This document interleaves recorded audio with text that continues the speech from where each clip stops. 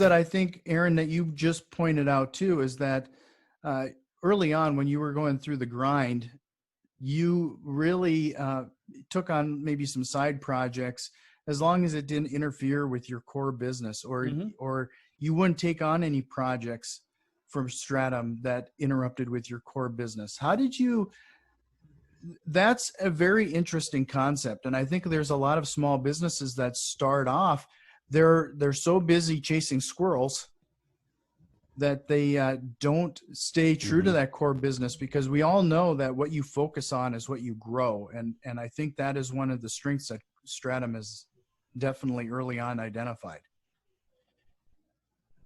Yeah, it's hard. I mean, you have Ryan, who's an incredible salesman and can get us into.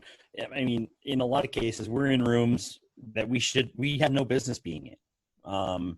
So you have that relationship that Ryan is leveraged.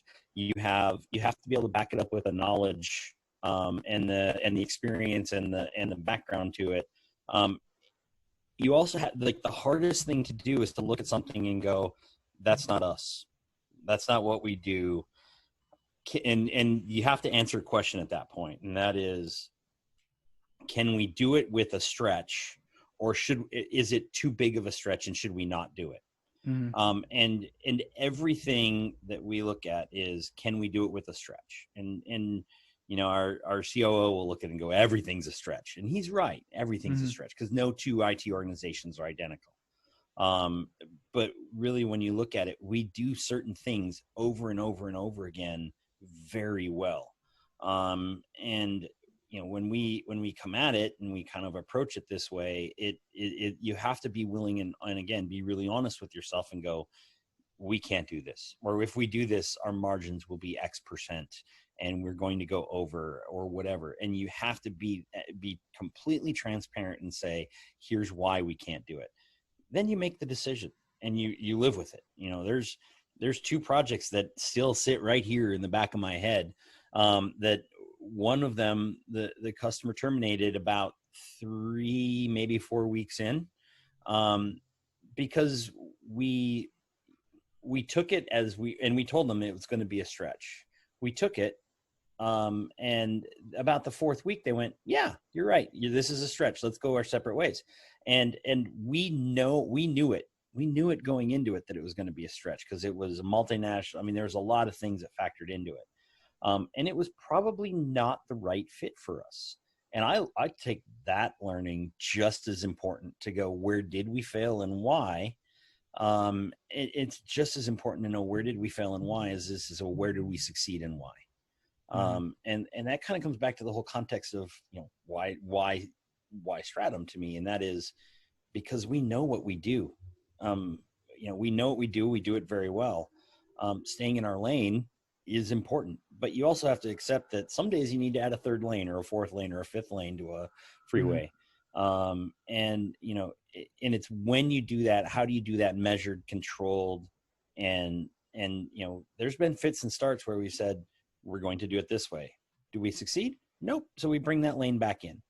Or we look at it, we explore it and go, yeah, this is a great thing. We think we should do it. We should offer it, but we find a partner that can provide it for us, but we put it to our customers. So that gives us that 3rd lane or that 4th lane of experience and capability to deliver, but not necessarily putting all the burden on us. Now, that introduces some other interesting challenges, but in the grand scheme of things, the way that I look at it is, you have to look at it from a, how do you always grow? Because this, and Ryan said it a little while ago, this business is all about growing. If you ever get to the point where you're comfortable in steady state, you're being, and I joke about it, being the guys in charge or the gals in charge. It's not about, hey, we hit a point, we're just going to stay there. You're always looking at what's next, how can we help, where can we grow, what's a better way of doing something. There's always a better way. Humans are completely fallible. There's always a better way to do something. If we had a toaster that was an alarm clock that also made my coffee. because it would be one device that knew what I wanted and tell me this is what you want, and it would do it for me. Mm-hmm. But we're completely fallible. We don't know. We create tools to cover process. We hire people to cover issues with delivery capabilities. So we had to come at it to say how to do it right. It's hard. It's so hard. And that to me is the most important thing, is to look at it and look at yourself in the mirror and go, yeah, we failed, so let's do it better. And this is where. So How about you, Ryan? When you focused on your core business and you're trying to avoid being distracted by other possibilities and other options, how did you stay to your core business? And then what did you do to decide on whether, when you say it was a stretch, did you decide to hire somebody versus starting a partner program? Yeah, I think the important thing is just I learned early on, and one of my mentors told me, in this services business, particularly as it pertains to technology, you always have to bat 1,000. You can never strike out. You can never screw up. And that's always stuck with me. So for us, we always had to bat 1,000.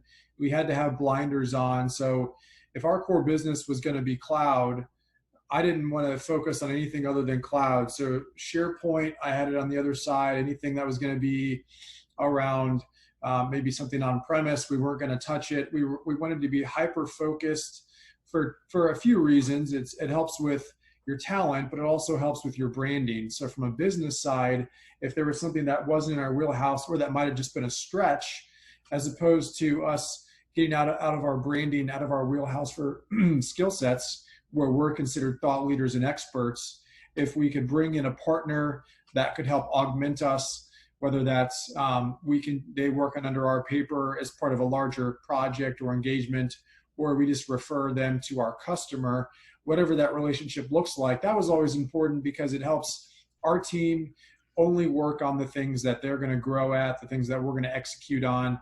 And from a branding standpoint, that our customers know, if you call Stratum, you're going to get the best people in the world at the things that we do. We're never going to be somebody who we're kind of good at something. No, the answer is going to be, we will not let you down. And if there's a bump in the road, we know how to make it right. And so that's how I wanted to have the business mindset, not just from the technology side. And that's really how we started to branch off and develop our partner program, which now has a number of different partners across a lot of different fields. That can be things for high-end security, that's for penetration testing. We've got partners that only do SharePoint. We've got partners that do only really, really niche components of Office 365. So we've got a wide variety of partners, and also partners that focus on even niche service offerings. So if you only need someone where they're MVP on SQL, that's all they do, we have a partner for that. So we're really almost the niche players, so to speak, on all things cloud, but we don't go outside of that. So we won't touch anything that's going to be on premise or not in the public cloud. So that was always the mindset. Mm-hmm. No, and then when we were talking about, Stratum is still very agile, but what I think that you do a good job on is that Aaron mentioned anything we take on might be maybe in some regards a stretch, but it's still in our swimming lane. We're agile within the lanes next to us, instead of trying to overreach. And then where we think there is that need, that's when we start adding people to that partner program. Yeah, well, it's also even for your own employees. So if there is some overlap on what new products or new services that are coming out, that's the comfort factor. Aaron talked about, if you're the smartest person in the room, or in my opinion, if you're comfortable, you're probably 6 months from going out of business, because our business evolves so quickly. Everyone's always uncomfortable. So you have to get used to that. So there may be new services that come out where we're experts at 90% of it, but a new feature isn't even generally available yet by AWS or Azure or Google.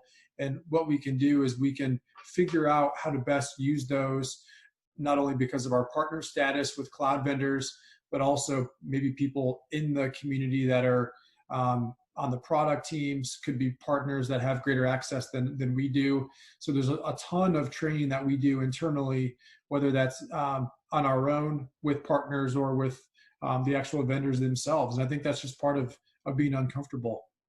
Thank you for watching Stratum's Cloud Interrupted. If you like what you see, please subscribe, like, and share this video.